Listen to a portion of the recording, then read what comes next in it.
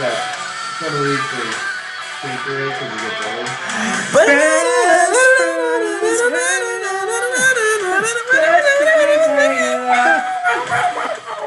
Best friends. Best We're hanging out. All right, I think there's enough of that. Okay. All right, fam. Okay, we are in. We just completed, what was that, week 14 of the season. The Eagles just beat the Giants in overtime on a Zach Ertz touchdown.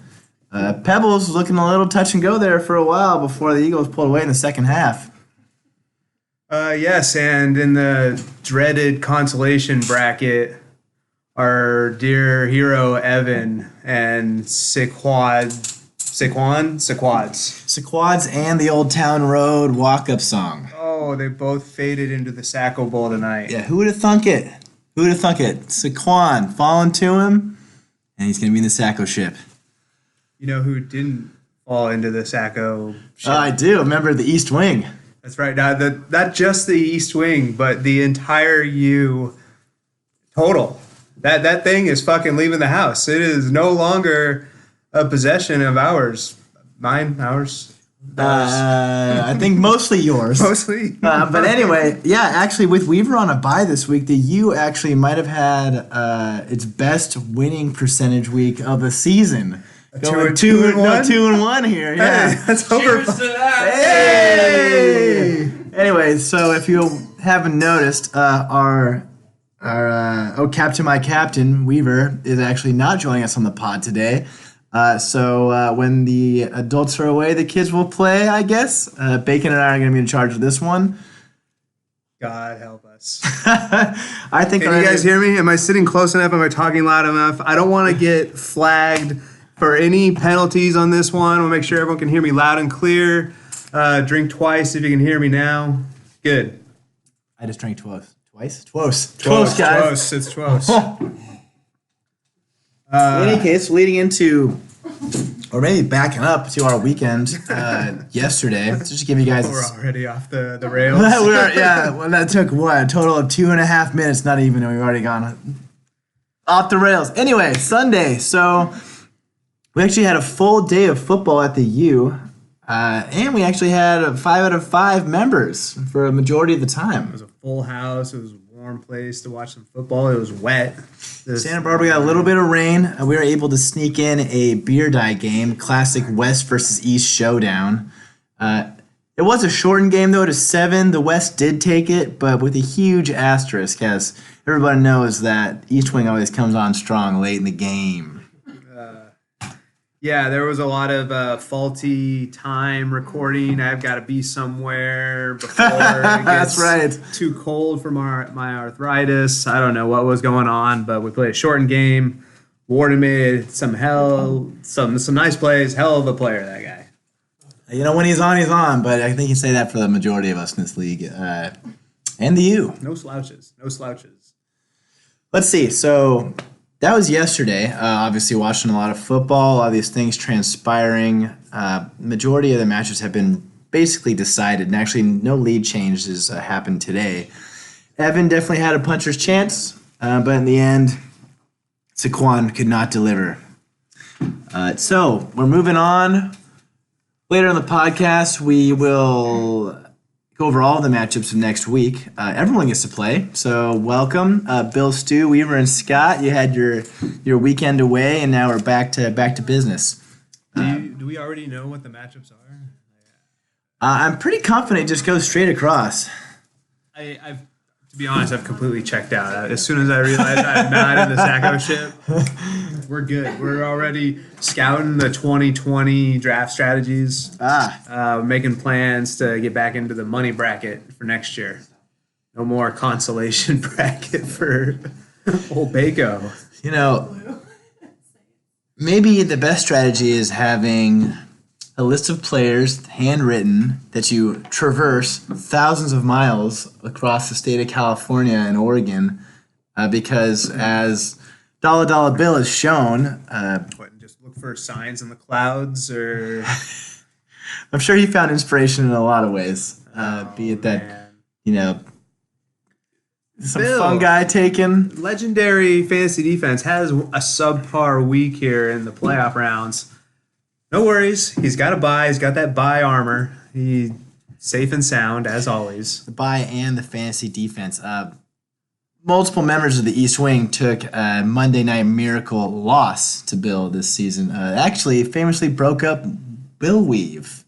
And that was a strong alliance all the way back to 2011, where those guys, a ragtag team, went through the bracket at spring break and won that beer pong tournament. That's written in Black Tide lore, is it? It is, because they went up against some heavyweight contenders in Evan and Pebbles. Bill Weav was the Cinderella story of Bill 2011. Weav, that's right. And then 8 years later, Bill stabs the knife in Weaver's back on the Monday Night Miracle fashion. That was broken. Yeah, that's maybe in 8 more years they'll rekindle. Maybe we should have a beer pong tournament of our own next draft weekend. That's something I'd be down for. But anyway, my anecdotes are not over because I want to discuss tonight. Now, you all received a Snapchat of us gathering a Christmas tree. That's right. Oh, and it is a complete, fully operational Christmas tree. That is a fully operational Christmas tree. We got lights, multiple strands. We got ornaments of every color, complete with a disc on top from that 2011 year, I might add. Sones claims this thing has never seen the light of day. Only comes out of its plastic for special holidays and then it's right back in for safekeeping. We always want to put your star on top of the tree, and that's what we got going on for us right now. But anyway, so 4 of the 5 of us, like we said, our captain, Weave Dog, is on a romantic endeavor this evening and could not join us. However, Bacon, myself, Kurt, and Bradley all went to retrieve this tree. Brad, the whole time, is talking a big game. He was saying that he was going to bargain us down not only some dollars off the tree, but also get us some free netting and be real boisterous as always. He was doing a lot to help. So anyway, we get up to the line. This worker randomly comes up to us asking if this is the tree we want, if we want to cut, if we want netting. Brad freezes like a fucking deer in the headlights. And all of those bargaining chips just kind of flew away, and he said, no thanks. And the guy's like, okay. He couldn't even swindle the $1 netting fee, like for free or something. Like, no, we're not gonna pay the $1. We'll be all right. So anyhow, I would grade that effort as leave something to be desired. Anyway, Bacon actually has prepared some statistics for us concerning our coaches' rankings, and being two current coaches ourselves, we know what we're talking about. We dive into this. Oh, that's right. We got the updated coach Yahoo manager ratings. The last time we checked in was week 11, so we've got 2 grades here for each of us, and some movement in the end of the year manager of the year competition. So actually, I have an interesting question for you.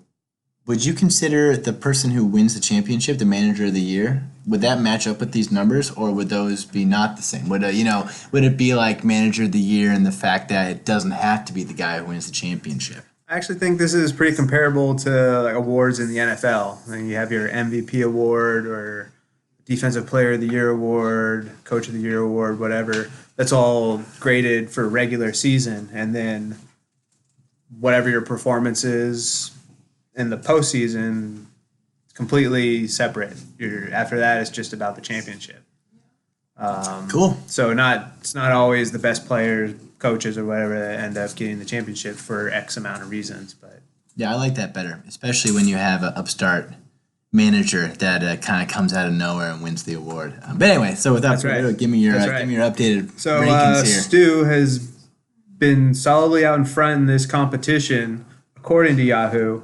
He had another strong week, week 12 and week 13. Strong wins over Brad and Scott, won by a combined like 80 points. Yeah. Talking into the mic. Yeah. There was also some movement from the bottom of the poll. Weav and Evan moving up. They had good. Okay. Yeah. Weaver's moving up, and Brad had a rough 2-week stretch. We can look at what happened in his matchups. Yeah, Weaver was discussed on the Pretender Pod about being the most disappointing team of the season. Now, obviously, everyone here at the U feels for Weaver. We are all gunning for O'Malley in that O'Malley Pebbles game, and Weaver did his job and beat me last week. So the stars almost aligned to get that third U member into the bracket, but it wasn't to be. Hold on, let me pull up these stats on. Yeah, sure. The FERT 11. Gosh. Yeah, week 13, FERT 11, Hawk and Cock. Wow, that is Lamar like Jackson and Alshon Jeffrey went off like they always do. James White, 30 points. That's not fair. He's been getting that kind of production out of those guys all year. Yeah, it's a 50-point margin of victory that we're talking about here, the last Stu and Brad meeting. So Brad took a little dive in the coaches' ranking, and Stu got a little boost.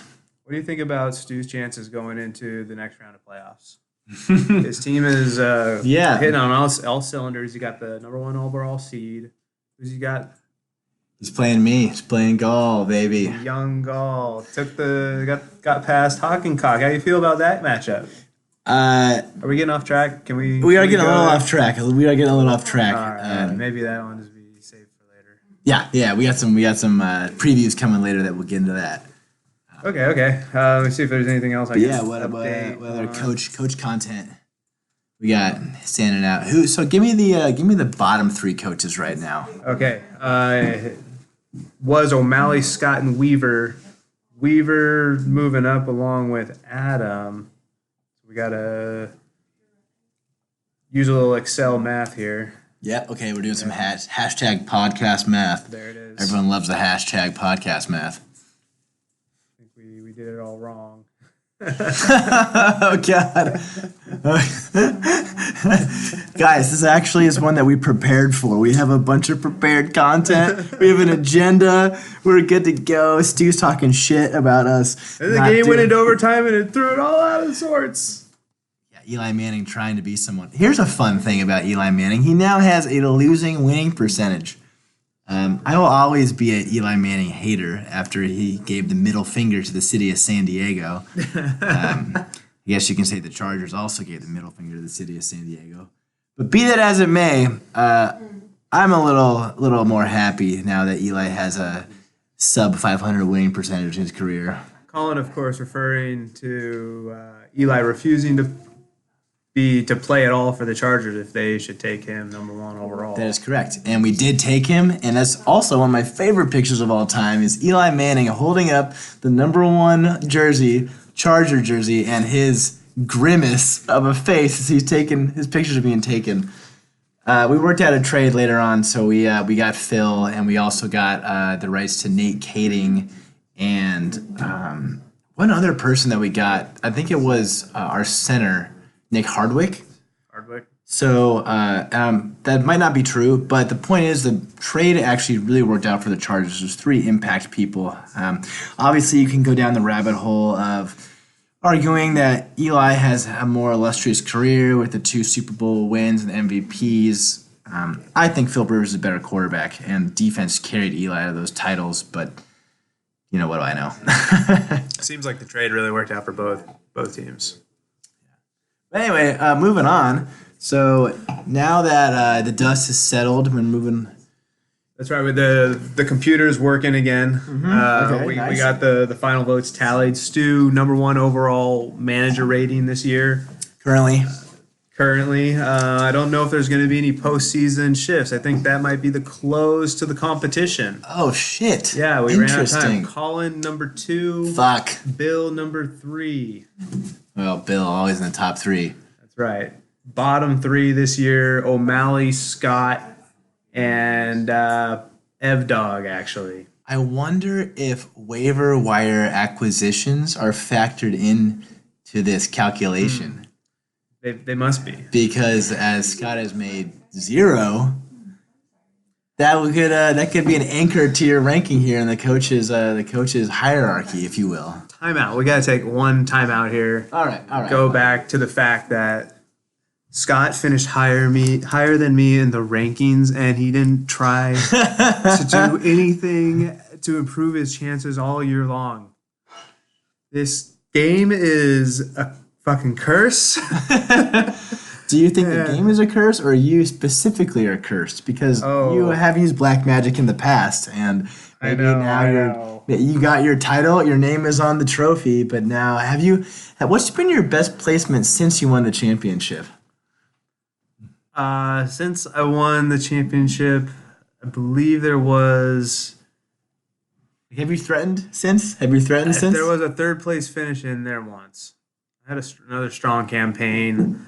I had a 2-11 campaign where I rallied through the consolation bracket for that respectable ninth place. That is respectable after going 2-11. Yeah.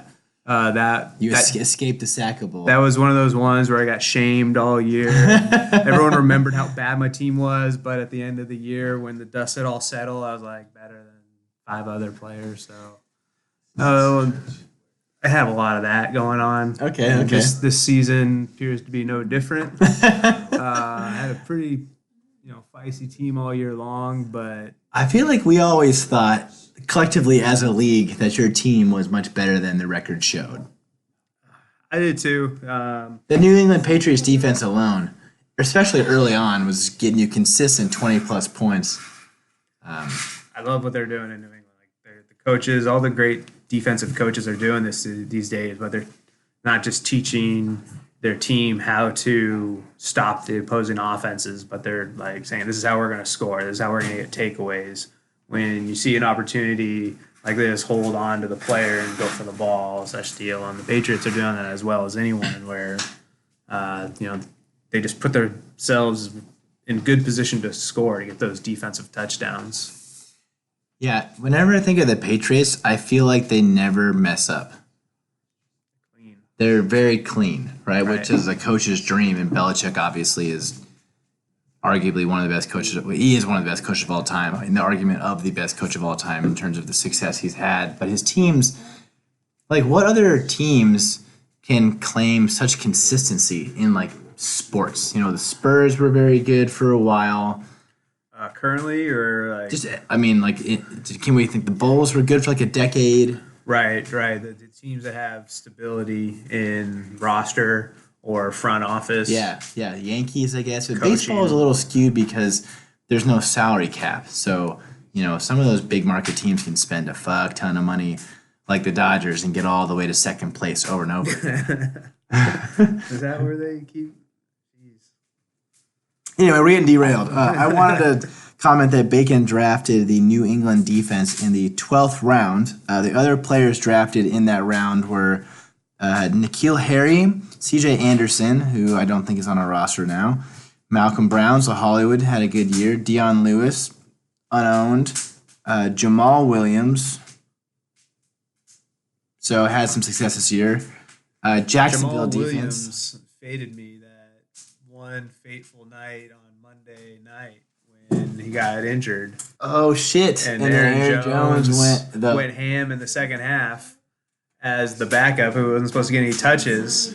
And that's the one that catapulted him into winning that timeshare, right? He's been crushing it since then. Remember we were at the movie theater. Yeah, we saw Joker. And we saw the Joker, and I looked at my phone, and I just what can I do? Another example of your black magic coming to bite you in the ass. I thought that winning the Sacco last year would mean that it had come full circle. And I was washed of the evil, but this year something else was lingering, and I just couldn't shake free. I tried really hard. I spent all of my fab budget, every last dime. Tried to move too early and not too late, and here I am. I just skated out of back-to-back. Dude, your team showed up. Like you were saying earlier, you had the O'Malley matchup, so maybe you were feeling good no matter what.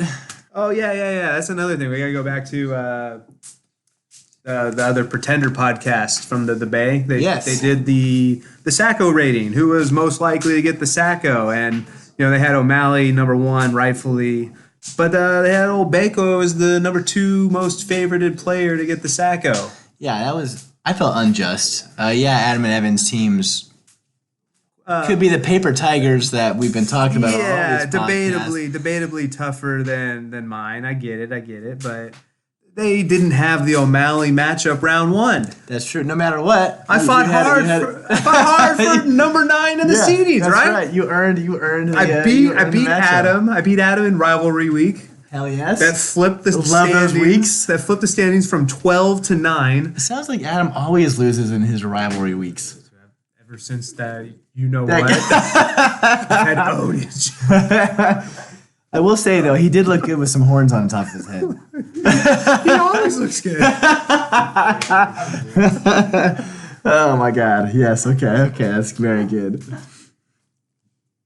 Oh God! But yeah, so I got the 9 seed. I got power position in the consolation bracket, earning the Count Chocula matchup. Yeah. Easy win. I should have been the clear number 4 favorite for the least, of the bottoms to win the Sacco. I think And that might like just they're- be Stu's inability to do math. Just gambling. Yes. Oh, Yeah. speaking of gambling, Stu, that disc, I appreciate that you chugged some amount of liquid out of it. But when I bet you a disc on the Chiefs Raiders game, which I won handily, I meant like a healthy disc. That was what looked like maybe 1 beer. And again, thank you for doing the video. Thank you for drinking out of a disc. But in comparison to some other bets we've had, like for instance, talking about the Sacco last year when Bacon lost to you, I did fucking 3 shotguns in 20 minutes. Oh God! How do you do that? It actually wasn't that bad. I would actually love to see others try that because you'll see. While 3 shotguns are not fun, 20 minutes is longer than you think. But be it as it may, I would like for Stu to drink more than 1 measly beer out of a fucking disc. Like, the point of drinking a disc is you fill it up to the brim, to the bubble, breaking point, yeah. to the bubble, to where you have to struggle to put your lips on it. And that's why I said clock it, because you had to do the whole thing. Not, oh, let me just pour a beer in the fucking disc and then put it to my mouth immediately and drink it in like 10 seconds. Like, thank you for doing that, but not at all what I had in mind. Man, I don't know how you're still chugging a disc, period. Chugging a beer, period. Yeah, I did not want to chug that disc. I was just that confident the Raiders would not make the spread. However, if I had lost that bet, my disc would have been full of beer. But we're getting a little sidetracked. Let's move on. I actually want to move into the consolation bracket now that the dust has settled. Now that we know what was happening, we're gonna have a Weav versus Adam, and then Scott versus Bacon. So how do you want to? Really? Yeah. I get one more chance to settle the score, settle the standings That's right. against old Novum.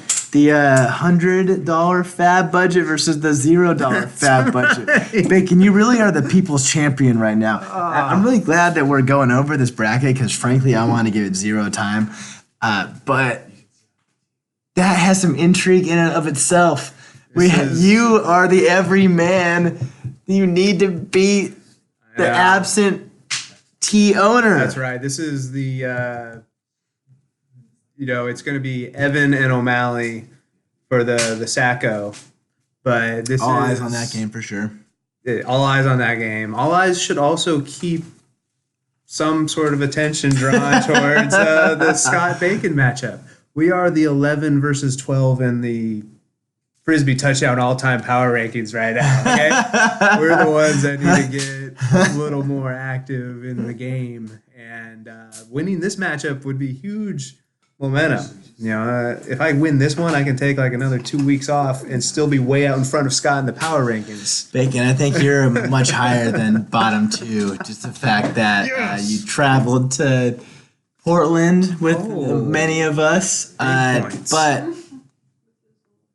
what really puts you high in my mind is the 5+ minute wall sit we did while we're both crossfaded on the night of the draft competition, where you blindsided me and you took the crown. I mean, yeah, probably should have been a little more aware than I thought, but a few points. 1, you're higher than you think you are. 2, congratulations on winning that wall sit, and 3. Our all-time record now, at least tracked, is 1-1. So then we have to have an ultimate showdown next draft weekend. Make sure you're not standing in the same room as us if you don't want to participate. Yeah. What? This is a true story, actually. I did take on Collin, let's say, at his weakest moment when I thought that I had the advantage. As soon as I saw that moment, I did not think I could beat you. I was like, Collin is damn good at wall sits. But if there was ever a chance, that was it. This was going to be it, and that was all I had. That was all I had riding, powered me through that wall sit. This is my one chance to do it. I got him as drunk as I freaking could before I went over the top. We got to do it now. I mean, it worked. Although I am very impressed with us both.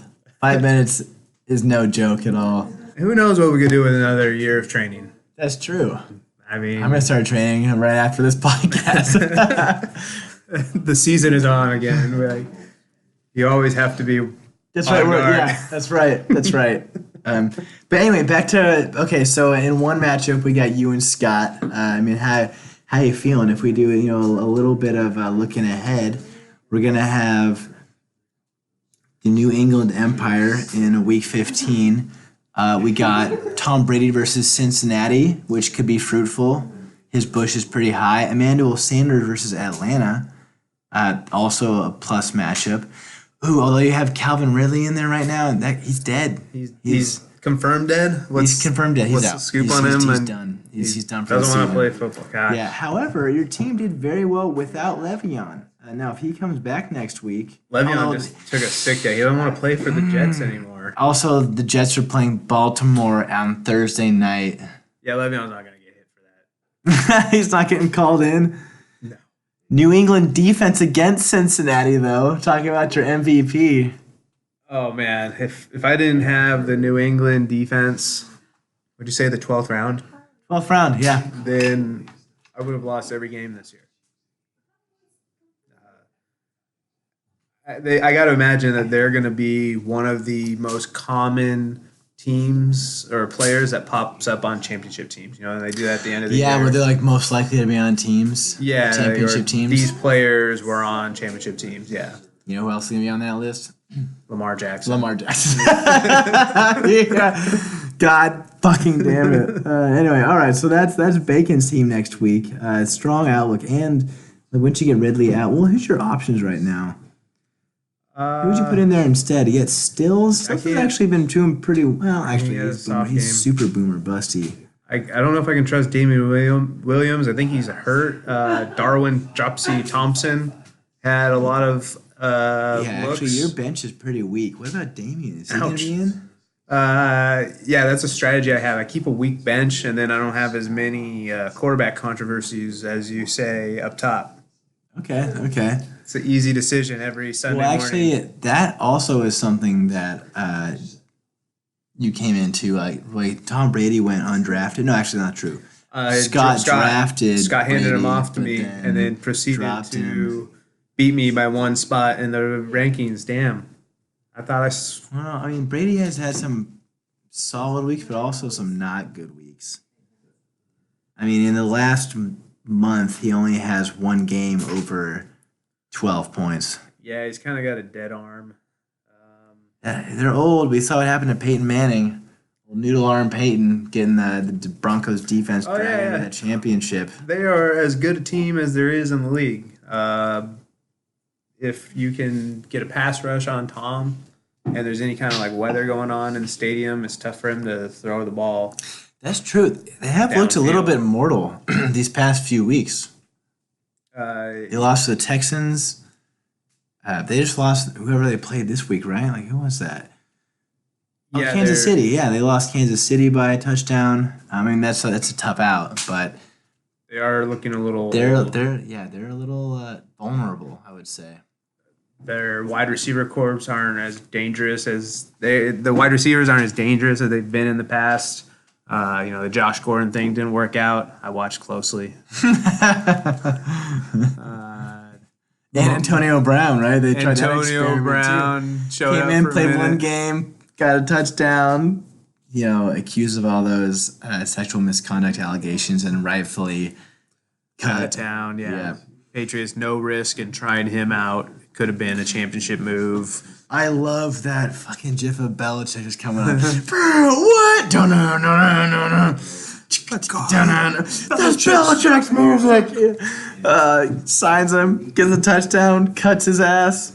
Yeah. And then they even traded for Mohamed Sanu, who was racking up points, playing behind Ridley and Julio Jones. I'm thinking, this is great. Gonna have Brady and Sanu's just faded out of the offense. He been really injured a has little been, bit. wow, really bad. I remember he blew up in the first game with them. Yeah, the first time And they since just then, he gave him a hasn't, bunch of he hasn't touches. scored 3 points. Yeah, he's gonna be on the waiver wire very soon. Let's just say. We don't have to play around. Let's see what super shitty team has got strolling out. Cousins playing the LA Clippers. So let's see. That could be tough. Actually, Scott's got a lot of red and orange in his lineup for next week. His kicker is green, and everyone knows how kickers are important, especially Master Sones. Oh, but Scott does have Tannehill against Houston. Tannehill, do you see that tackle he had on? Yes, I did. He batted ball interception, and he tackles that fucking D lineman. That's right. Tannehill is a badass. He was a former tight end in college, converted to quarterback. Was it A&M, Texas A&M, I think? Yeah, dude, he got blocked, ran another 20 yards to get in front of this guy, and then as soon as he looked the other way, tore him in half. I actually was pretty surprised that he made that tackle given the amount of yards gained that guy had. Like, he caught it and had like a full head of steam.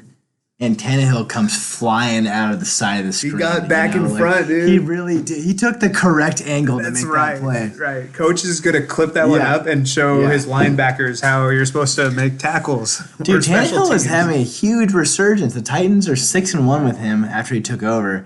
Mariota is donezo. Tannehill is the Titans' starting quarterback for the foreseeable future, and I honestly am one who hopes that they make the playoffs.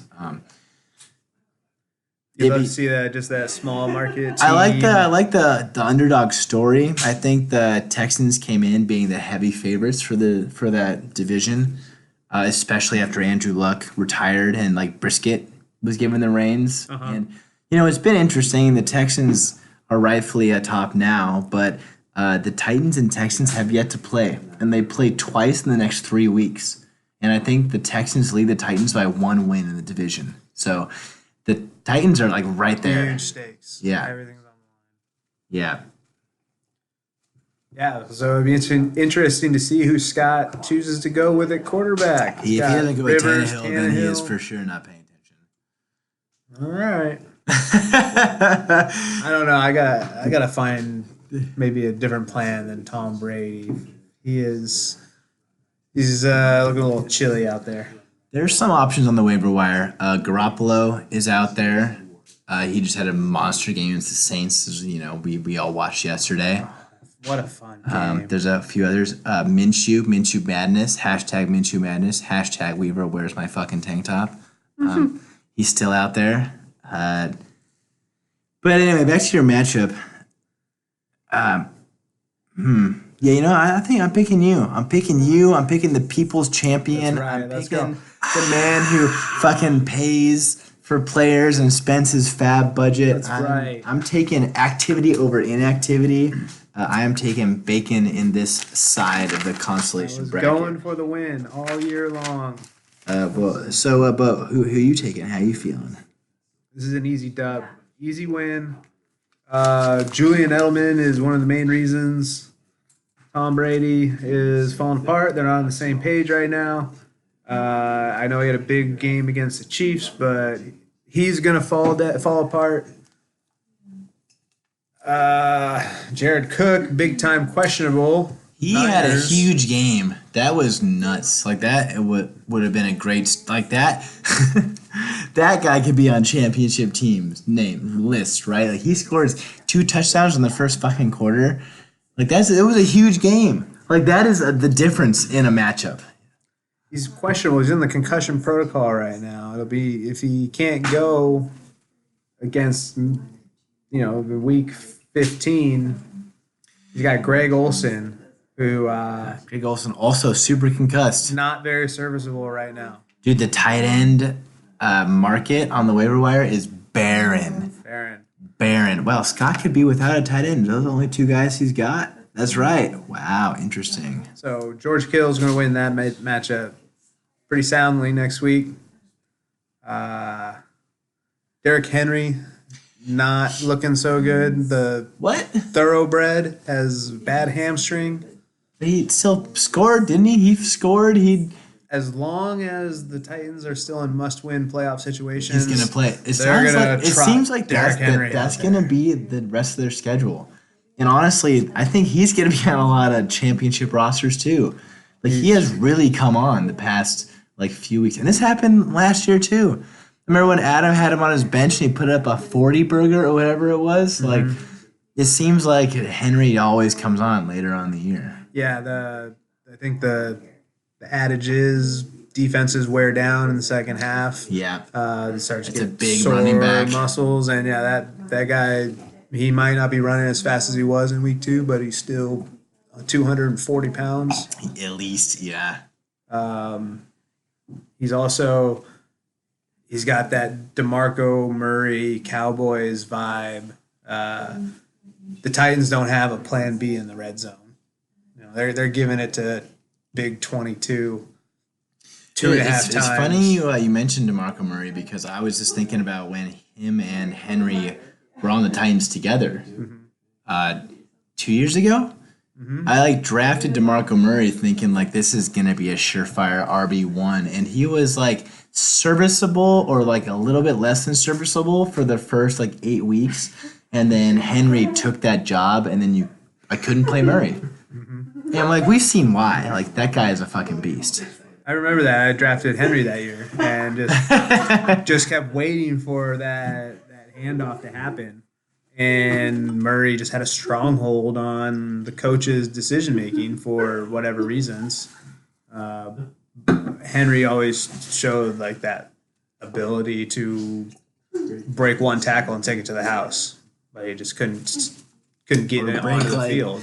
10 tackles. That game he played against Jacksonville. Oh, yeah, where he had that rumbling 75 yard. He's throwing off 8 guys en route to the end zone. Yeah, that play, and then Adrian Peterson did one back in the day, back in his prime against the Browns, where he turns inbounds to go hit another defender before he runs to the end zone again. It always reminded me of this one Simpsons episode when Bart Simpson was learning to play football, and the schoolyard bully Nelson just picked him up by the jersey and just used him to block. That was Bart's contribution, and just Henry and Peterson running around the secondary, just stiff arming people. And, Saquon had a few of those tonight too. It's these guys are different kinds of human beings out there. Yeah, if Saquon had a little bit more help, Evans' team might actually have had a chance at not going for 12th tomorrow. All right, this weekend, excuse me. The Chargers had a fullback like that, Lorenzo Neal, who he would maybe get, 1 carry a game or 2 carries every other game. But whenever he had the ball, he would seek out defenders. Yeah. He was not running away from contact. He was running into contact to run over people. Soften them up for LaDainian Tomlinson. That was the heyday for sure. That was when LT was putting up. I can't. So I've thought recently and consistently about playing fantasy in that time, because that was much before this league and much before our time. But playing at the height of LaDainian Tomlinson and Sean Alexander and Terrell Owens, same time period. Like those. Brett Favre also gonna be thrown. It's like those guys. I mean, I guess the game would be the same, and like every generation has its own names. But I mean, LT scored 31 touchdowns in 1 year, and like had a few passing touchdowns to boot. Like that's fucking ridiculous. Speaking of passing touchdowns, Emmanuel Sanders for you, my boy Emmanuel, carrying not just my team to victory, but the whole fucking 49ers over the New Orleans Saints this weekend. He had that 175-yard touchdown reception where he's throwing off guys. Oh yeah, he after knew, everyone misreads the ball besides him. He knew exactly where the referee wouldn't see his hand. Gave him a little spirit there, and then had the strength and the balance to just walk into the end zone. Rolled out to the right, threw that dime of a pass later on in the game. We thought that the coach might try to give him just the old 1 touchdown passing, 1 touchdown receiving. Here's a jet sweep handoff. That's right. Trifecta. That wasn't in the cards, but so instead coined that one as the true LaDainian Tomlinson. That's right. The rushing, the receiving, and the passing cycle, touchdown. The LT cycle. That would be the cycle. He had a monster game. Made sure that the Bacon O'Malley matchup was over from the get-go. It was never in jeopardy. Really appreciate Emmanuel Sanders' efforts this weekend. Nice. All right, so we're both taking you to circle it all back. Matchup on the side. Easy win. Other one, we got Weaver and Adam. So looking just quickly on that matchup, we've talked about how Weaver's team has underperformed expectations this year. Now, as I'm like saying that, I feel like we're beating a dead horse. But it just comes with a little bit of weight, It comes with the expectation to win this next matchup. And we did talk about how Weaver's team, Adam's team, has some like high aspirations and like players because we talked about the Pretender Pod saying that both Adam and Evan had a better chance of not getting the sack than you did. With Adam actually on that podcast. Being humble, but also like recognizing his team he's balling out. Quickly looking at Weaver's team, we got the Deshaun Watson, DeAndre Hopkins double tap. Now I know he was super excited for that going into this season, and actually as soon as I drafted Nick Chubb and Weaver drafted Hopkins, I had immediately buyer's remorse. But looking back on it, I made the right choice. I was so shocked that you didn't take your boy Hopkins. I thought about taking him instead of Bell. It's just like I this year I want to make a change, and running back seemed like the choice to go. Chubb was great this year. My bigger regret is not taking Dalvin Cook instead of Chubb because I'm a huge Dalvin Cook supporter. I've owned that guy a lot since he's been in the league, and I was scared by the injury. I've been burned. I mean, he is part of the reason why my team went like 0-6 to start last year, even though I had Mahomes. So I was definitely gun shy for that high of an investment. I would have loved him in the second round, but Nick Chubb seemed much safer at the time. And, he's definitely been a top 25 player, but not on the level of Dalvin Cook. That's fair. I didn't see Dalvin Cook staying healthy this year. He always... that's always been a big question mark from him. He's always had the talent. Good to see him out there. When you look at Weaver's team currently, one thing pops out, and what that is he has 3 defenses. He's stockpiling. He's got 3 defenses. He's got Cleveland against Arizona. Cleveland just got 11 against Cincinnati, and I could see a similar output in that game. He's got Minnesota against the LAC. Probably shouldn't start that one. I mean, the Chargers are as inconsistent as anyone in the fucking game. However, they did just put up a 45 burger on Jacksonville, and that was on the back of Rivers throwing a bunch of screens to Eckler. Keenan had a good game, and Hunter Henry also scored, who's also on Weaver's team. But bottom line, shouldn't be starting the Minnesota defense. I think the Chargers are hitting their stride, at least in terms of like offensive output. I'm not picking them to win by any stretch of the imagination. On the other side of the card, Adam's got the Carolina defense currently. They mustered up a negative 3.00 against Atlanta last week. Stu, I know you said Carolina doesn't have a sieve of a run defense, but they've got a sieve of fucking run defense. I love that everyone's now adopting the word sieve and using it, liberally. But Carolina has the worst run defense in the league.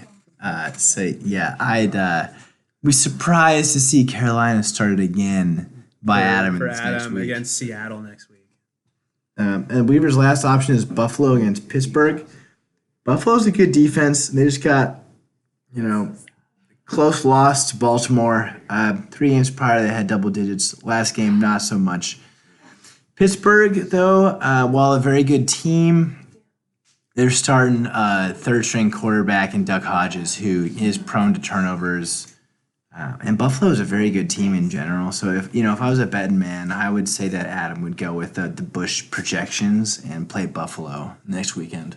Buffalo just passed the 49ers for second place on points allowed this season. New England 1, Buffalo 2, San Francisco 3. They've got top-rated defense. Yeah, they're feisty. We were watching them play against the 9 Ravens. wins. Yeah, I think they're 9-4, but they're very good. I mean, obviously, my boy Josh Allen is playing super well. Super banged up right now. He's fighting through a lot of pain. He'll be fine. He's a fucking tank. Although he did have his last worst game against Baltimore, which I actually suspected and why I originally had Baker Mayfield in there, but I pulled him.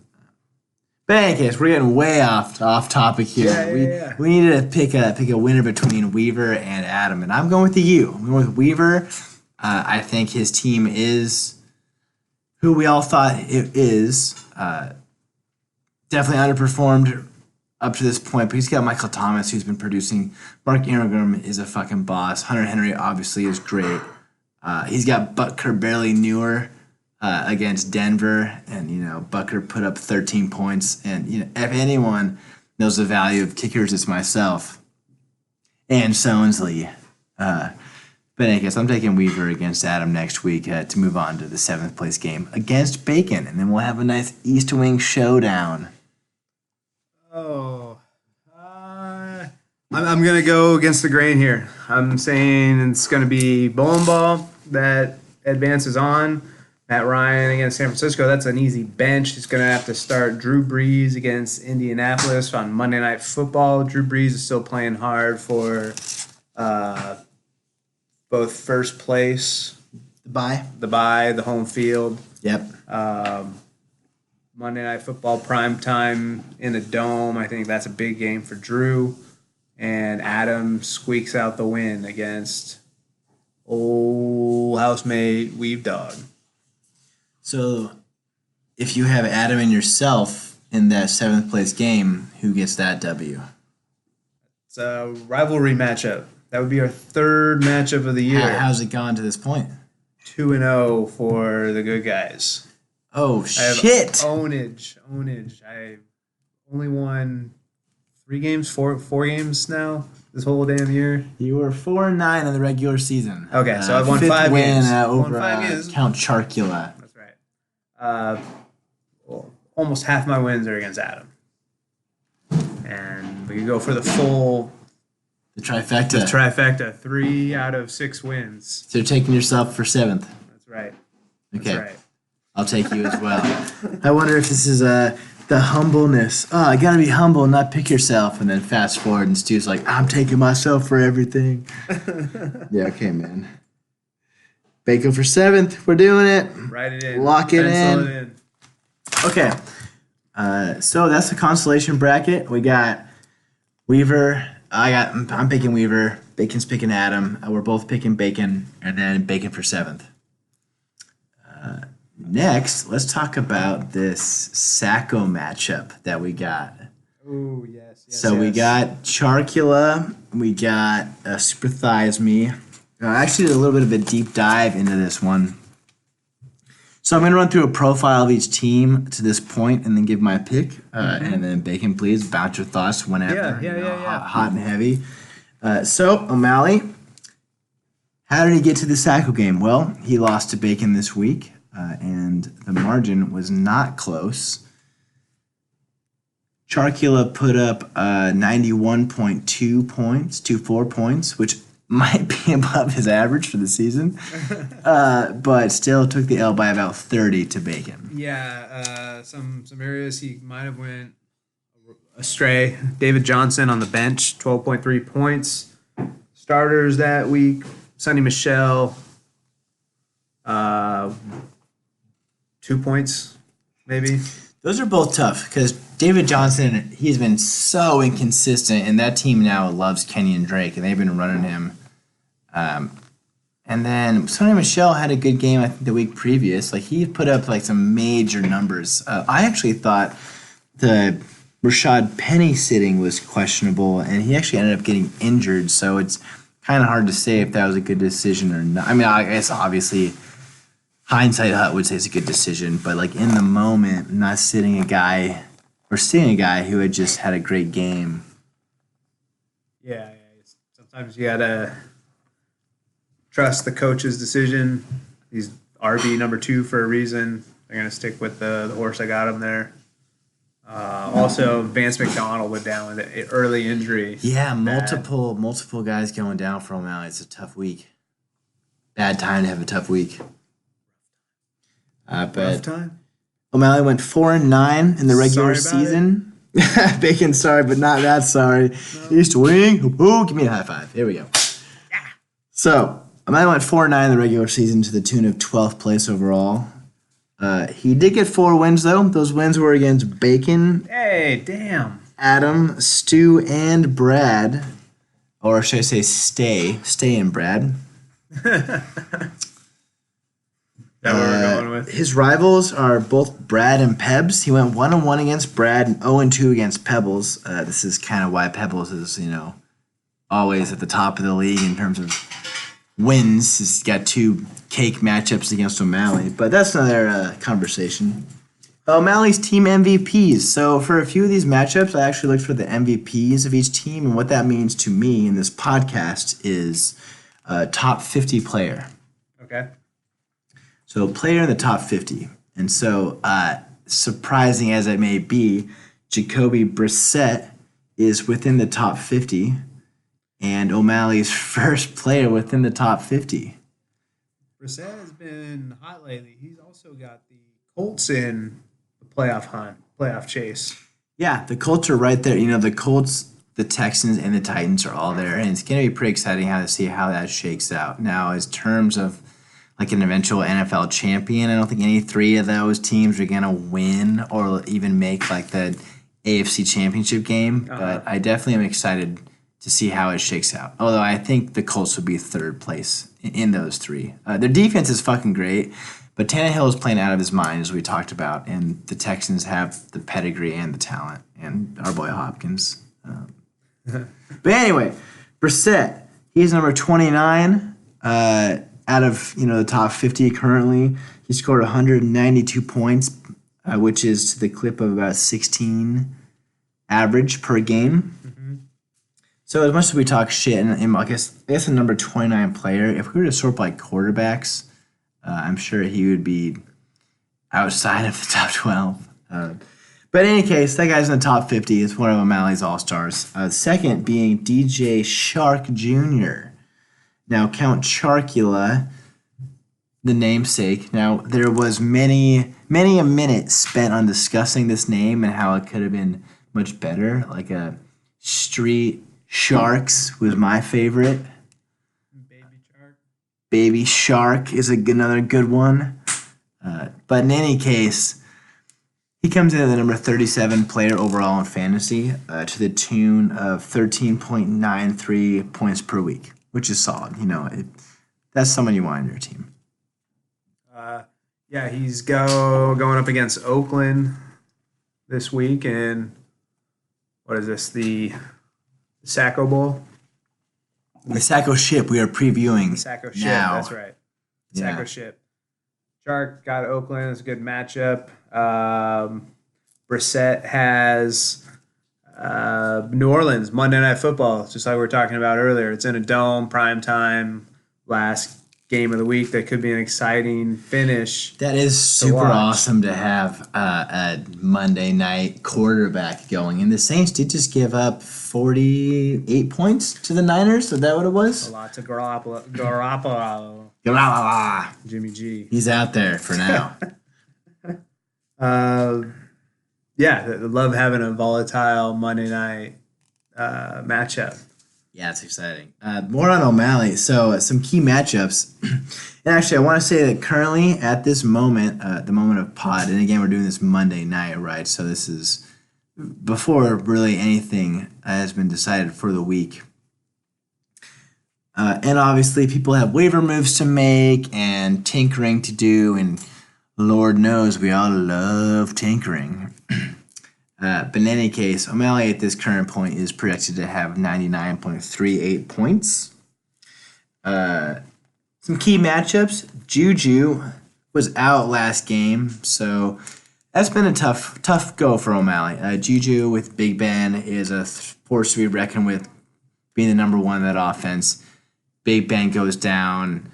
You have a second, third string quarterback throwing to him, plus he has the injuries that are like put him on the sideline. So that's tough. We talked about both him and David Johnson contributing to O'Malley's lack of success this year, and something that we'd all would have done in his stead.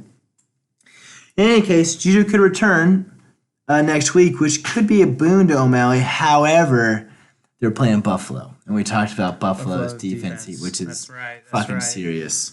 That is actually going to be a good defensive matchup in that game. But Brisket has got New Orleans, and that's a green matchup for him.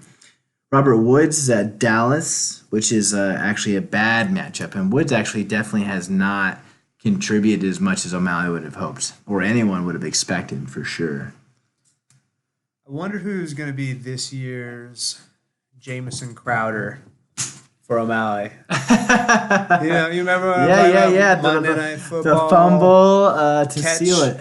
Catch, reception to take to gain the lead, to win, to get out of last place, only to fumble it to go back into the lead right as time is running out or last chance. Crowder's on Adams' roster this year. It's not going to be him now. I don't think O'Malley's team is going to be in it. So I don't think he's going to have a moment. I think it's going to be completely early advantage for Evan. Michelle is at Cincinnati, which could be a good game. But yeah, I mean, we've been talking for weeks about how O'Malley is a front runner. I think that O'Malley is a tough spot in this one. Does he go to the Minshew? The Minshew, the Minshew well? Is that what he needs to get out of? They are playing Oakland, who just gave up 42 points to Tannehill. Does he stack Minshew and Chark? Minshew and Chark as a Hail Mary to get out of the Sacco. Go for your namesake. You gotta. What am I looking for? You have synergy. You gotta power it up. It's your boost card. Yeah, I guess we can take a page out of the Pretender podcast and give a direct challenge to O'Malley. What's that? The challenge being pick up Minshew, double dip, throw that Hail Mary, and get yourself out of that trophy running. It's your only hope to beating Mahomes. Yeah, dude. In any case, that's O'Malley's team. Moving on to the next team in that matchup, we have Evan. Recently, so again, after Monday Night Football was confirmed and finished, Evan has dropped into this game. Super thighs me how he got there, so he just lost to Adam. Also had a 4-9 regular season, much like O'Malley did. Evan finished 11th overall. There's a lot of us there at 4-9 this year. I being the strongest of them all. Evan's wins were against Max, Weaver, Pebbles, and O'Malley. Oh, so he already has early advantage. Early advantage. Well, he has the season series advantage. Evan's rivals were Bill and Max. He actually went 0-2 against Bill, which is unsurprising because Bill never loses to anyone. And Max, he was 1-1. Evan's MVPs were Mahomes, my dog, Patrick Mahomes. Number 13 overall player at a 21.4 points per week average. And then Cooper Kupp coming in at number 38 with 13.9 points per game average. Cooper Kupp was a monster first half of the year. Slowed down a little bit coming out of the bye week 9, but now he's back, kind of finishing strong, getting red zone targets. He's got Dallas and San Francisco road trips down the stretch. He's getting a lot of involvement in the passing game. The Rams kind of turned up the pass game lately, ever since I dropped Goff. Goff is not a good fantasy start. You don't want that guy. But when looking at the more of his team and the matchup that he has, or projections for the next week, much like at O'Malley, Evan actually is projected an astronomical 131.53 points for next week. Again, changes can happen. Waiver wire claims can be made. Bush projections will fluctuate, but that's a pretty large advantage. However, some noticeable things. Mahomes is at Denver, which is surprisingly the 5th fewest allowed to quarterback points this year. Kupp at Dallas, 7th fewest. Carlos Sutton is at Kansas City, the 3rd fewest to wide receivers, which is super surprising to me. He does have Barkley against Miami, which is super green, and he has Philadelphia defense against Washington. Now, Washington is coming off a win, and Philly just played a close one against the Giants, as we all witnessed tonight. But, Evan is primed for a big week. Philly's kind of been mailing it in lately. They gave up a touchdown pass to the Dolphins kicker. But yeah, you're right. Saquon is hot. Miami's defense, although they're in last place, they're in last place for a reason. They're going to give up some points to Saquon. Pat Mahomes is getting healthy again. He's got Denver, who, although they kind of just shocked the world last week, Mahomes always has good matchups in the division, always has good games in the division. Deebo Samuel's getting a lot of targets in the Niners' game plan. He's kind of their underneath guy. Looks for a lot of yards after the catch.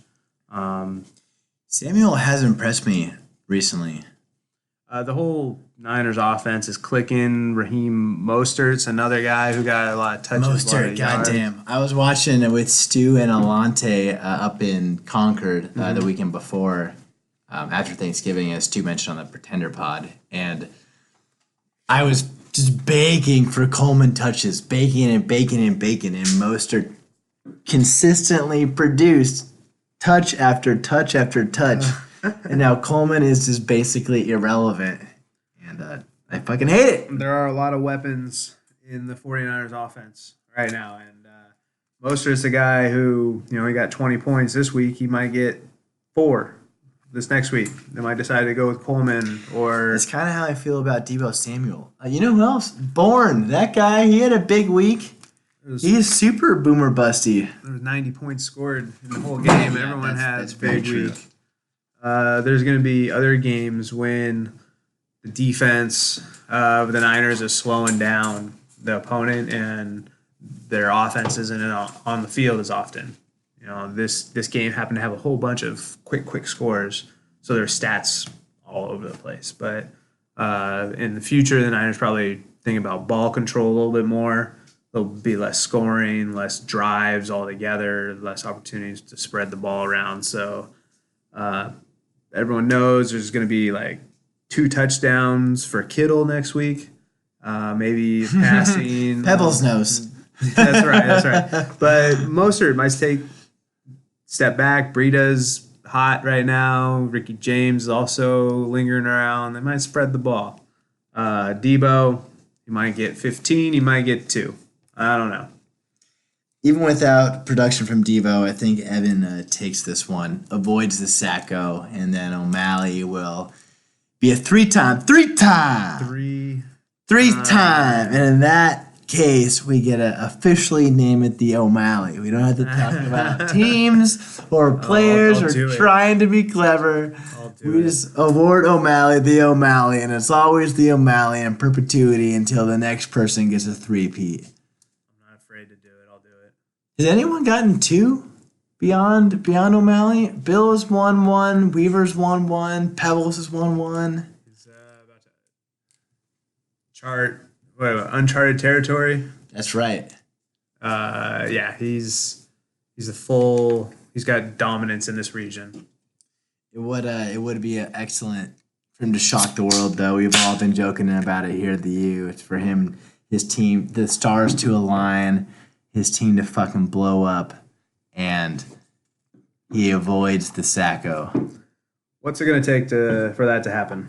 What's his best hope? It's Minshew magic, right? The Minshew Shark stack. That's the only chance he has. Shark stack. They connect for multiple touchdowns. Cole Beasley has actually been very involved in the Bills offense. Ever since that Head and Shoulders commercial, or what did he do? Allen just is comfortable with him. Allen is pretty inaccurate, and having a guy who's always coming across the middle is an easier throw. So I think that's benefited them. Although they have connected for a variety of touchdowns. Juju would have to come back and then score, although they're going to, again, playing Buffalo, so that's not going to happen. O'Malley's had A.J. Green for the entire week. Ooh, okay, here's actually something.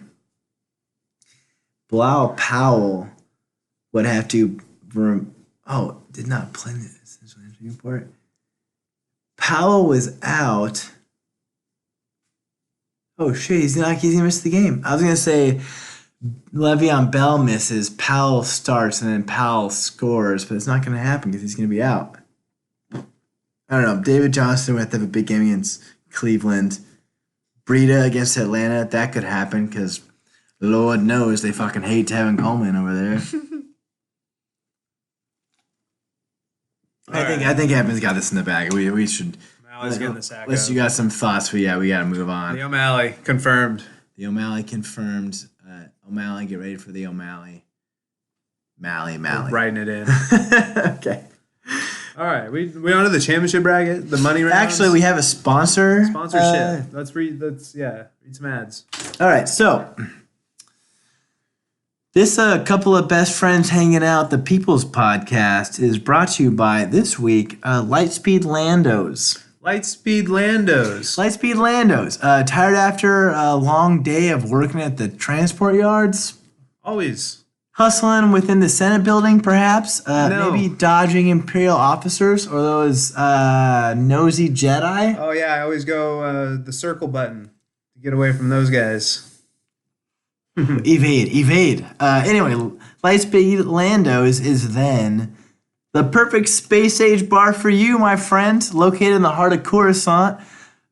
This bar serves all races, all creeds, even Babytrons. Although now he's been regulated to the 5th place Nobody Cares game. Later, Babytron. Come on in, take a seat, listen to the Cantina Band play your favorite oldies, along with some out-of-this-world originals. What are the odds you run into like a Jedi Knight scuffle in one of these inner Coruscant bars? Probably very, very low. Not on a daily basis. However, if you do witness a scuffle, that's the only story that you're telling at every party you go to for the rest of your life. But anyway, Lightspeed Landos, as long as you don't make eye contact with any Dresselians, as we know about, you'll most likely leave with all your limbs. Lightspeed Landos, now with complimentary death sticks on Fridays, and the proud sponsor of the People's Podcast, a couple of best friends hanging out, week 14 edition. Love a good Star Wars sponsorship. Been watching a lot of Mandalorian lately. We had a doubleheader last We night. did. That's actually how it capped our Sunday. That was a good cap to a nice day of football watching. Yeah, 3 rounds of football. We had a fire. We had some beer dye. Speaking of fire, we have one going right now. We got a warm fire, keeping us dry. It rained Sunday. Had to get up early and get Jasmine to practice. She locked herself out of her car. Had to drive all over Santa Barbara. Yeah, you want to give a play-by-play with that? Where do those keys go? Those keys were left at the Flex Shrimp House. Is that what we're calling it these days? Flex Shrimp. We had to drive from all the way down to Goleta and back just to get keys. Turn that into a store run so that we can make breakfast. Turn breakfast into a feast, thanks to Aaron Weaver on the grill. Niners and Saints round 1 was a great way to kick off the morning. That breakfast was amazing, by the way. Thank you so much. And afternoon, Chiefs Patriots. Also good game. Great playoff implications. Bills Ravens, good. Yeah, another game with playoff implications. Yeah, it was a great Sunday. Into Mandalorian. Yeah, the Mandalorian we were talking about. So personally, I am a little rubbed the wrong way with the Mandalorian. So I don't want to give any spoilers out to our listeners. All 500 of you. But the thing is, We thank each and every one each episode. oh, for sure. We love our listeners.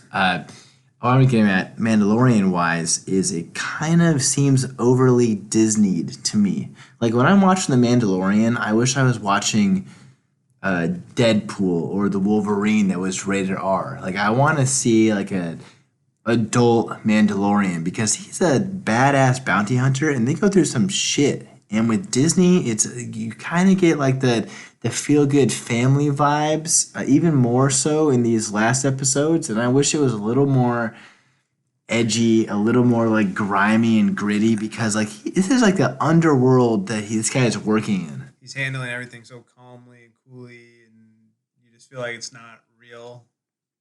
I like his persona. I just think that the situations that he finds himself in are a little bit dumbed down. I feel like this guy in this situation would be going through some much gnarlier shit and would be much more just like wary about his surroundings, and like locked in. He seems a little bit like casual about some of his decisions. I think he's just on the end of his rope. He has nowhere to go but forward, and he can make a million wrong decisions no matter what he tries to do. And I think he knows that. Okay. Very, very few right things to do in his situation. Are you enjoying it to this point? I am enjoying it. It's a different angle on the Star Wars universe. We're used to just seeing the Empire versus the field. And then every once in a while we get a microscope in on the Jedi struggle for power. This is just something else is going on. It's not inside the Senate. It's not inside the rebellion. Some people just getting on with their lives. That is very true. It is like outside of the normal like politics and story that you get to see. It's like happening counter to all those other main storylines, just elsewhere. Mm-hmm. Yeah, so it's been fun. I'm excited that Disney is doing that, and Star Wars is kind of opening up their universe per se. Yeah, I totally agree. I'm definitely gonna watch the entire series no matter what. I guess I'm just saying, wish it was a little more grittier, but I'm all for it. Super fucking stoked for the Rise of Skywalker. Was disappointed in The Last Jedi on the whole, but we'll definitely see Rise of Skywalker multiple times. Everyone's gonna see it. It's one of those trilogies they've been setting up for years. It's fun. Like Star Wars kind of reminds me of Lord of the Rings, where they always just released them around Christmas. A little different than what Marvel's been doing with the summer blockbusters lately. Yeah, I actually do remember seeing The Return of the King on a family vacation around the Christmas holiday. Mm-hmm. Yeah, I did that. For me, it was Two Towers. Yeah. Yeah, same thing. New Rise of Skywalker, also excited. I know you've been hiding your eyes from all of the spoilers. I've been trying my best. I was eating them up initially, but then eventually, like the fourth or fifth iteration of this trailer where there's new scenes, I'm like, I've seen enough. I don't want to see anymore. I want to be like genuinely in the moment in the theaters the entire time. How much longer do we have to wait? A week? Let's see. Today's the 9th. 2 It comes weeks? out the 20th, so less than 2 weeks. All right, it's gonna happen. We're gonna get there. Anyway, the next big topic I want to talk about, and this is a big one, folks.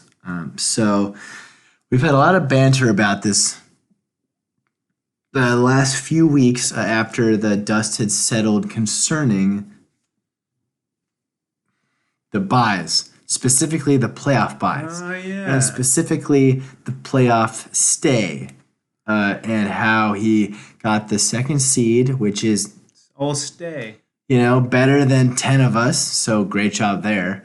But the real question that everybody wants to know, and actually this isn't, it's kind of funny to phrase it that way because really it's the real question that everyone wants to express their opinion to the small minority to know is, does a playoff bye count as a playoff win?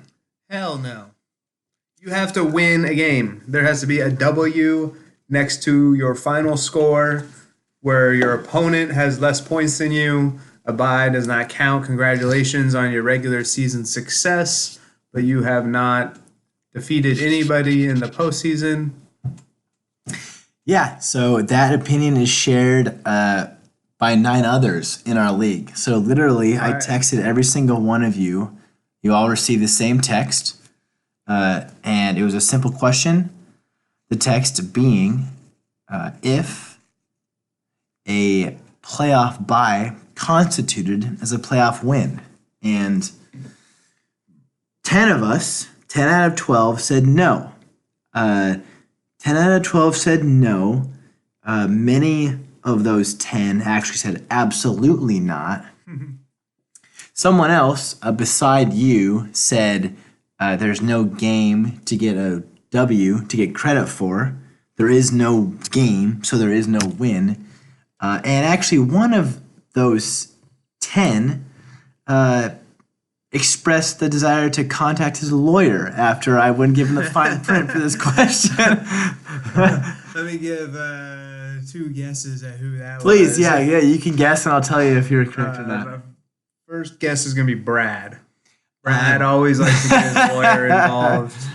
So much like Brad's bargaining skills at the Christmas tree event tonight, he did not Not Brad. elicit not a Brad. lawyer in this conversation. Okay. What's your Well, second guess? You know what? I'll try again next week. No, you got one more guess, man. You got one more guess. One more Yeah. guess. What's the kid who? It's gonna be definitely not Max. Bill might have a lawyer get involved in something like this. Scott, no. O'Malley, He does like to flip things. he might. O'Malley knows people. Evan, Adam's got other things on his mind. He's not getting in a court case right now.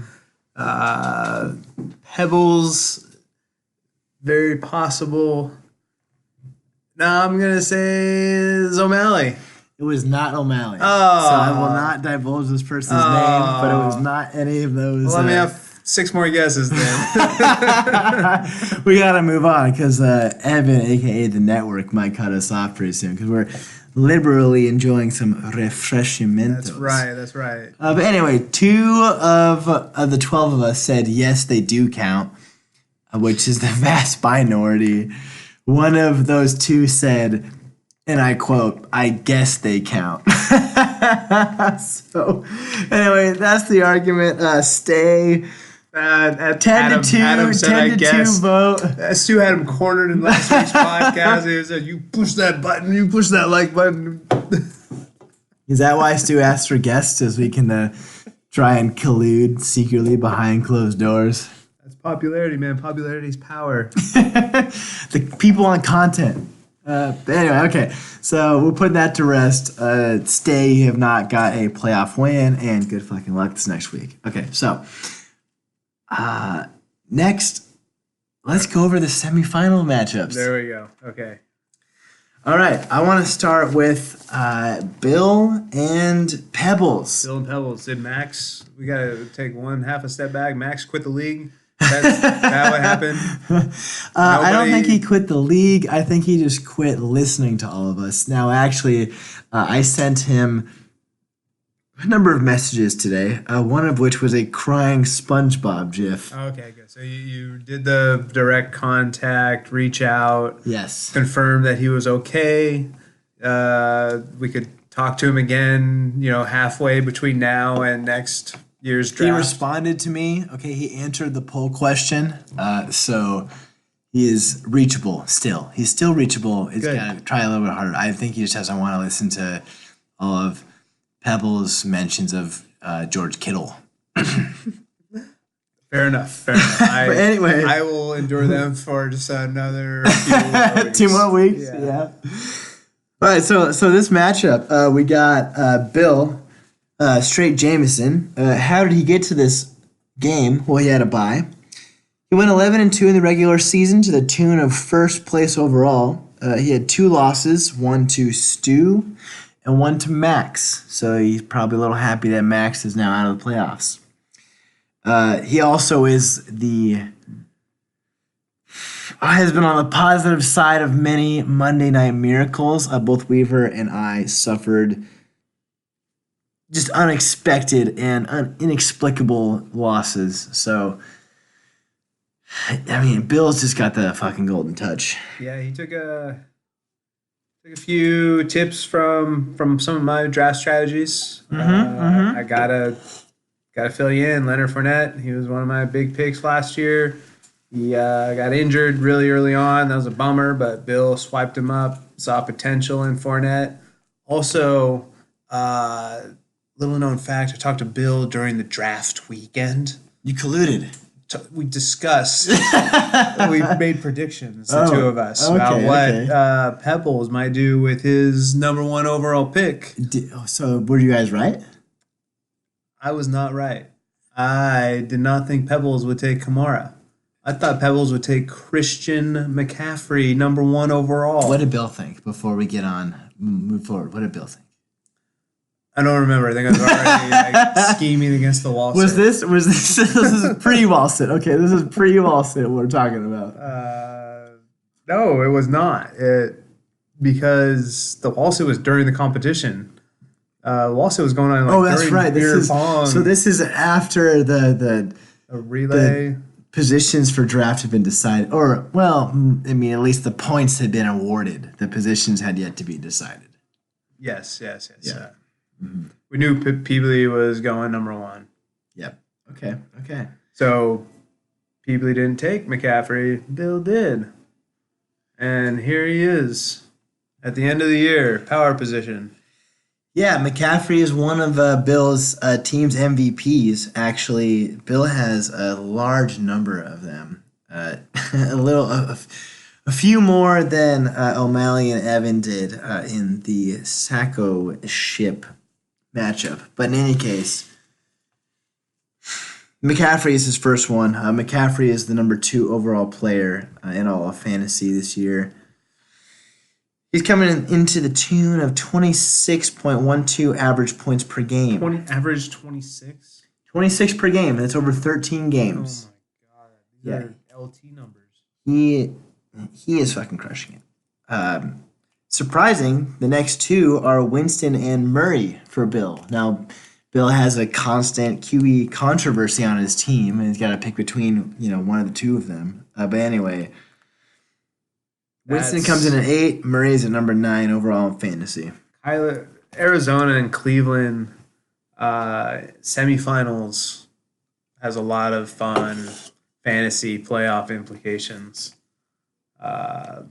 Neither of those teams are very good, and it should be fun just to watch the scoreboard flounder in disappointment that in that game. Did you see the GIF or the video of OBJ just like not huddling with the Browns?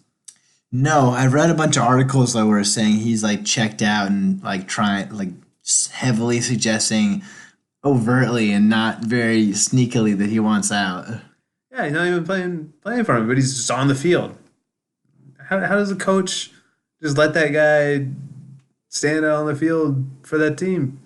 Get him out of there. Yeah, that's very strange. I actually saw a tweet that was mentioning a question to Freddie Kitchens if Odell would be benched or not, and Kitchens said there had been no discussions about that. What are they discussing?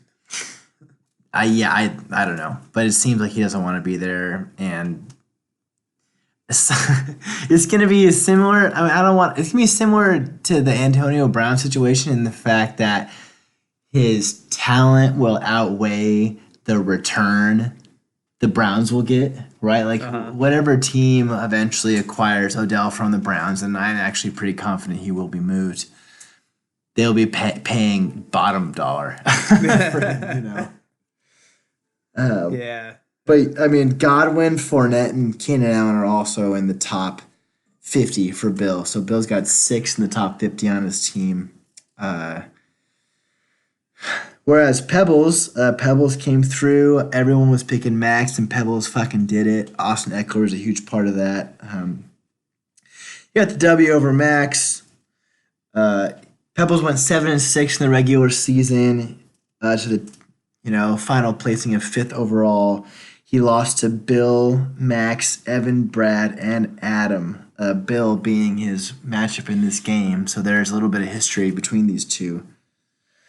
Pebbles' rivals are Bacon and O'Malley. Bacon, you know him well as he is your number 1 rival. You want to comment on that relationship? Yeah, week 1, Pebbles got the money. I was 3rd highest scorer that week. That was a tough start to the season. It seems like that happens more often than not, where the person who gets the money always has a competitor who puts up a huge amount of points too. Right. Just Like that person always gets screwed. Like that person is always getting fucked over. Yeah, Pebbles has a very strong record against me in rivalry week. I will not deny it. It's mostly because I'm always targeting injured and suspended players. I'll just wait. They're not ready for week 1. Yeah, I'll wait till week 3 or 4, and Pebbles never has to play those guys. See, that's been my gripe. I love rivalry week, the weeks. I love it, but definitely some people have an easier road than others. Like not only you're saying Pebbles gets the best of you during your rivalry week, but his other rival is O'Malley, who he was 2-0 against this year. And I imagine those all-time numbers are very skewed one way. that might be another reason we're talking about three-peats here. Yeah.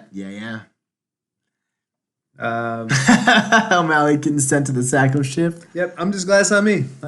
I don't really care what happens the rest of the way. You guys can sort it out. Let's see. Bill, I hope you blow it. Pebbles, hope you blow it. Stu, it's not your year. Collin, you got to go. Let's go, the U. I'm fucking getting this. Man, we'll get there. Yeah. Anyway, Pebbles actually has a lot of guys who are in the green this week. He's got Tate and Pascal in good receiving matchups. Tate especially, he's playing Miami. Chris Carson is playing Carolina. We played Receive. We talked about how they are the fucking sieve of a defense, and Rashad Penny is out for the season, so Carson's gonna be fed that ball. And the Seahawks are playing for first place, so they're gonna give them. And they're playing. Yeah, I think Pebbles is very dangerous now. I think he's very dangerous. He's got Mark Andrews, Darren Waller, both always like 10 points, 11 points, good plays. The Walderoos. It is pretty cool to see a double tight end set utilized with jumbo that, package, with that utility spot, and then it actually producing. And he definitely has to the top tight ends. Although Walderoos did fumble against the Titans, we watched that live. Mm-hmm. Who do you have in this matchup between Bill and Pebs? And actually, just to sway your opinion a little bit, at the time of this podcast, Bill's projected Bush is 131. Jeez. Whereas where does he get it? Peb's Where does it come projected from? Bush is. What's your projected Bush, Pebs? Let's see. We're gonna find it right now. But I can tell you, Bill is Projected 117, so it was a 20-point dog, 117. 13-point dog. Bill's getting it from McCaffrey for sure. Winston is at Detroit and Godwin's at Detroit. That's a good matchup for both of them. It's I'm taking Bill in this one. It's almost impossible not to take Bill in this one. I mean, Pebbles, you had an upset win against Max. Bill is a juggernaut, and I actually picked him a few weeks ago to win the overall thing, and I'm sticking with Bill definitely for this round. I'm going to agree with you on this one. Pebble is a little shaky at quarterback right now. He's got Carson Wentz and Ryan Fitzpatrick.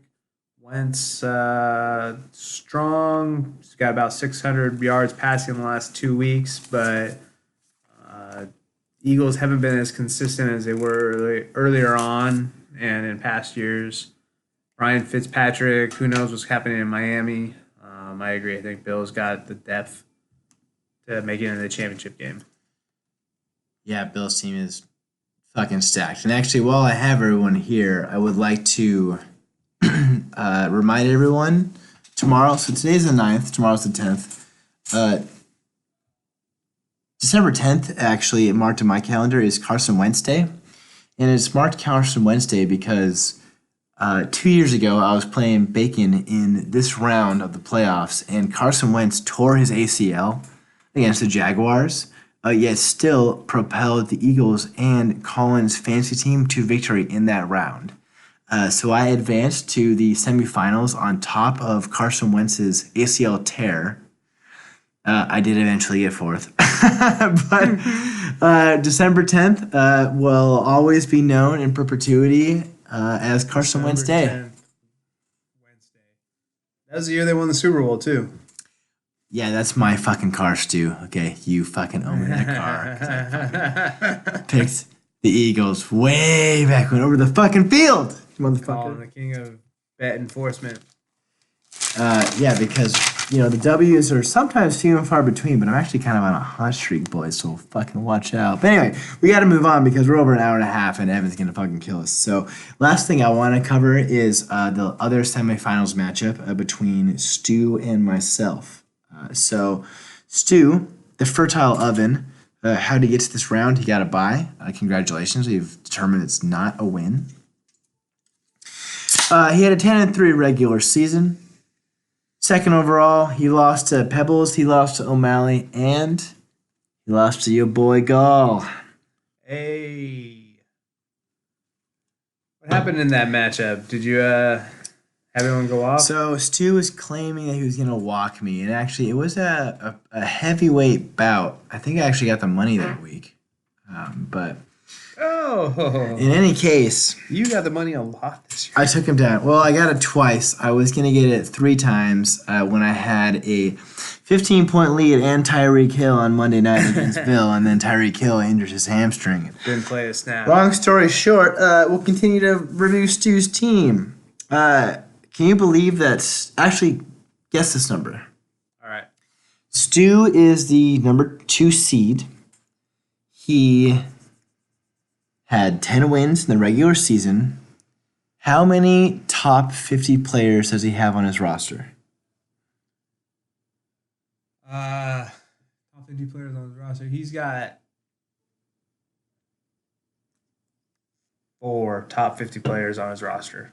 Stu has 2 top 50 players on his roster. 2.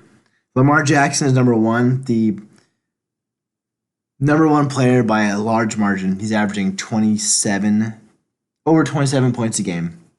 But Over a full point more his, than Christian McCaffrey. his next person is number 41, DJ Moore. DJ Moore is that. We acquired in a trade, which, Stu, you won that trade. Good trade. We never do trades. You beat Max in that trade. Max quit the group me. Number 41 at 13.24 points average per game. So Lamar Jackson is fucking amazing. We've been over it. But outside of that, Stu's team is thin. Thin. Perhaps that's how he got such a high manager rating this year, was executing deals like that regular season. I wonder if that's a factor. Trades and then the corresponding points. That would be a deep algorithm by Yahoo. What could have been? But anyway, Stu had a great year. He went 2-0 against both his rivals. Scott, his number 1, and Brad, his number 2. This has definitely been Stu's best year to date. I would love to have those rivalries, by the way. Sorry to... No, that's fine. Yeah. Those are some soft guys, especially Scott. No budget Novum. But Stu's all-time average finish in the league is 7.8. Mediocre. 7.8. And actually, I'll just run through everyone's right now just to elongate this more because I forgot for the other matchups. Number 1, Bill, 4.16. Number 2, Pebbles, 4.3. Number 3, Gall, 4.7. Number 4, Max, coming in at 5.83. Number 6, Baco. Look at that. 6.5, top 6 in the league. Number 7, Scotty No, 6.7. Number 8, Yadam, 6.83. Number 9, Evan, 7.3. 10, Soane, 7.5. 11, El Stuarto, 7.83. Oh. 11, Weaver. 8, because actually Stu is 10, it's my bad. And then 12, Malley, 8.3. So Stu's having a monster year. Stu is punching super above his weight. His team is fucking stacked. His rival, however, is Gall. We're talking about Gall. We got a W over Brad in the last round. It's That's right, he the won team you killed. crime. It's sad that it shaked out that way. It was a necessary evil. We had to ensure that U-member made it to the semifinals. He was getting top 4. Yeah, guaranteed. We couldn't risk the splitting the U members on either side of the bracket, trying to get into the finals. No, we had to make sure we advanced. So you are our champion. You've been the best player for us all year. Go forth and bring us that trophy. Brad, you had a good run, bud, but Hawk and Cock just didn't cut it this year. Hawk and Cock, A+ name, D- player. Yeah. So let me just briefly go over my team. A little more stats. I went 8-5 in the regular season for number 3rd overall. I lost 5 times to Max, Adam, Pebs, Bill, and Weav. So actually a wide breadth of losses there. As far as my rivals go, I went 2-2, 1-1 versus both Max and Weaver. My MVPs are Josh Allen. He's number 7 overall. Nick Chubb is number 23 overall. And Amari Cooper, number 30 overall. And that's including a 0 burger he put up against the Pats in that win that Weaver got over me. But anyway, as of the live projections, I'm projected to get 114, which is actually hurting a lot. Stu, on the other hand, in this matchup is predicted to get 126. So, Touchdown. Yeah. 7-point favorite. I'm I'm definitely nervous about this. Okay, Stu's team has been good. I know there's been a lot built up about this. Stu's calling it to fulfill the prophecy and send me to the fourth place game. Obviously, Stay has not got a W in the playoffs, and so that's also riding high. Him being a pretender that I've been calling him all year, it would just be so fucking poetic for me to take him down. But I can't say that I'm not nervous for this matchup. Let me ask you this. Do you think you're ready for the championship game? You've fought so many years. This has been a big part of your life for a long time. Put a lot of focus in, a lot of time, a lot of energy every single year. This has been kind of the peak, right? This game's the highest you've reached. I've been here multiple times. I mean, I've been to the semis. Like I've never been to the finals. That's right. So it's been always a bridesmaid, never a bride scenario. The finals it would be like the promised land. I've lost a lot in the semis. So what? And then I've been regulated to the fourth place game. What are you gonna do differently this year to get over the hump, so to speak, and blast through to the finals? Right. Honestly, I don't think there's many moves to be made. Okay. I don't think there's much in the way of strategy adjustments to make. I think that we both have our teams, and it's gonna be, whose team is better. And like I know that's so simple, but it's just like we have our players. We both have our players. It's who shows up. Like both of us have question marks on our rosters. With me, Tyreek Hill, Amari Cooper, and Nick Chubb, and Josh Allen. After last Sunday, Stu's throwing. have been questionable. Stu's throwing Melvin Gordon at you. What do you got for that? Melvin Gordon and Eckler both are good. The Viking, I mean, that is important. I think, okay, this matchup is going to come down to Lamar Jackson, which is fitting because I was doing my waiting game thing on the quarterback, and he was the guy the one guy I had circled, but I was trying to be sneaky, and then he was taking 4 picks or 3 picks before I planned on taking him. So I think if Lamar Jackson has a Lamar Jackson game, which is between 25 and 35, then I lose. Otherwise, I think if he is more pedestrian, maybe more like we did this last game, then I have a chance. All right. But I think that's the difference, honestly. It's going to be Lamar Jackson. Lamar Jackson. Slow game. Gall's got it. Yeah. But if we're making picks, I'm going to take myself in that one. Of course you are. I love the self-confidence. Gotta have it. You taking that one. I am also going to say the trophy is coming home to Santa Barbara, where it belongs, where it all began. And Gall, in order to make that prophecy come true, Yes. must defeat Stay And continue to have his Stay name. and send him to the 5th place game. So 5th place game is actually already decided. He'll be on a 3rd place game. And that's the last game. Oh, that's right. That's right. Is so we're gonna have Brad versus Max. Who do you have in that one? Let's just do quick one here because we're so over time.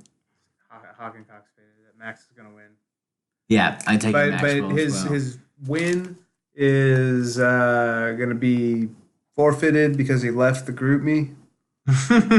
So Brad doesn't win either. So it's 2 L's. They both lose. All right, so to briefly go over what's going on, we're going to have Bill versus Pebbles. Bill's moving on. We got Collin versus Stu. Collin's moving on. We got Bill and Collin in the finals. Let's leave that for a future podcast. Then we got Weaver and Adam playing. We got Weaver. We got Scott and Bacon playing. We got Bacon for East Wing finale where Bacon takes it. And then Going to the top. the highlight matchup, O'Malley versus Evan. And we have O'Malley taking the Sacco. That's what's going to happen. That's what we've predicted, spoken. It's been predicted on multiple podcasts, multiple times. Meditated on. And it's happening now. And with that, this has been a couple of best friends hanging out.